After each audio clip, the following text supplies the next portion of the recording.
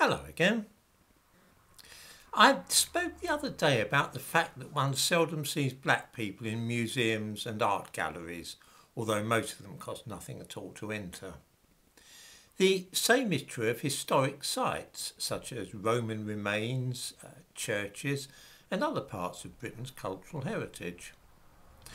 This can only be a matter of choice, which is absolutely fine. It cannot be lack of money, for many of these things are completely free. On Sunday I walked from Mile End in East London to Limehouse and then along the Thames to Westminster. Between Tower Bridge and Blackfriars Bridge on the north bank of the river I saw just one single black person among the crowds of people walking along the Thames footpath in the time it took me to travel that distance. I passed various free attractions. For example, there's a Roman house in situ in the basement of the Church of All Hallows by the Tower. Anyone can visit that church and actually walk on a Roman mosaic floor that's been there for thousands of years. That's completely free. On the other side of the river was the Tate Gallery. Again, it's free. There are many black people and Asians living in Mile End and Wapping, as I'm sure viewers know, any of whom could do just what I did and walk into central London like that, but they choose not to do so. That's fine, but they're not being forbidden from doing so by racism or poverty. The day out cost me nothing at all as I took a packed lunch with me. On the same day, yesterday, when I was wandering around in central London, a group of people carried out a mass trespass in the countryside in Berkshire to protest against the fact that it is unwelcoming towards black people. The group is called Kinder in Colour, and I give a link in the description to this video to two news items which explain what their grudge is. The headline reads, "Mass trespass planned in West Berkshire over countryside access for people of colour." And we are told that a campaign group aimed at promoting access to the countryside for people of colour is planning a mass trespass in West Berkshire. Yes, I'm guessing now that some viewers have their jaws have probably dropped in astonishment at this. But let me just say a few words.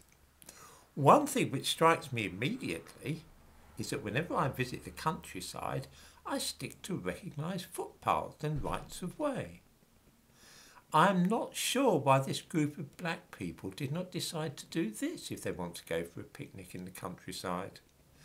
I can't see this large group of black people turning up and then deliberately setting out to trespass on other people's land is going to do much for race relations or make anybody in the countryside feel more well disposed towards people of colour.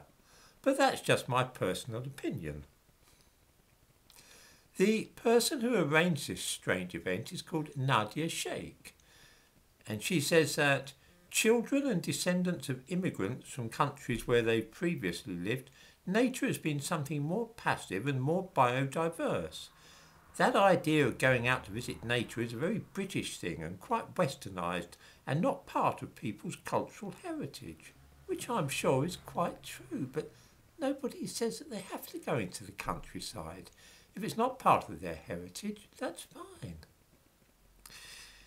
She also says that racism in the outdoors and that sense of feeling like you don't belong is huge in the BPOC community. That's black and people of colour, by the way.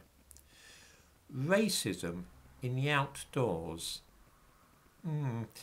This is odd because I often go for long walks in the countryside and a lot of the time I hardly see anybody at all. Many walkers tend to be like that, solitary creatures just striding across the landscape. I don't see what opportunity there would be for me to display racism, even if I wished to do so. It seems too that, and I quote, "Despite making up 13% of the UK population, black people and people of colour make up only 1% of visitors to national parks.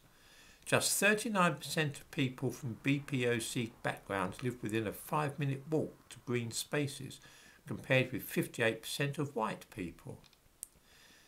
Even when black people do live 5 minutes from green spaces, they do not often use them, except to play football on. When I lived in Tottenham, which is a mainly black area, Tottenham marshes were only a short walk away.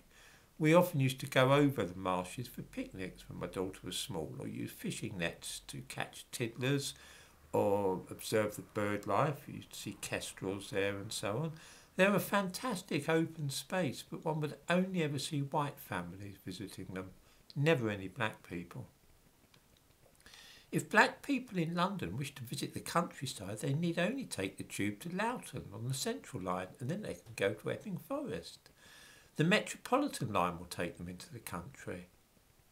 It would be no more expensive to visit the countryside for those people and go for a picnic than it would be to visit Westgate Shopping Centre in Stratford. This is not about lack of money. Black people go to Westgate from all over London. Westgate, is it Westgate? Westfields? I've never actually been there myself. It looks ghastly, but I do know that it's very popular with black people. It's not about the countryside being racist. There's free access to the countryside for everybody. Note, though, what is planned here. Despite admitting that for many immigrants the idea of visiting the countryside is a strange one, Nadia Sheikh is determined that if they do visit, then they must trespass and break the law, instead of just sticking to footpaths and rights of way. I'm sure this will lead to unpleasantness, and this will then be interpreted as racists, making black people unwelcome in the countryside. If I went out at the weekend with the intention of trespassing on farmland, I'm sure I'd end up having sharp words with some farmer. But why would I set out with such a provocative aim? There is more to this than meets the eye, and it bears all the hallmarks to me of black people going out of their way to break rules and be awkward, just so they can have a chance to shout racism.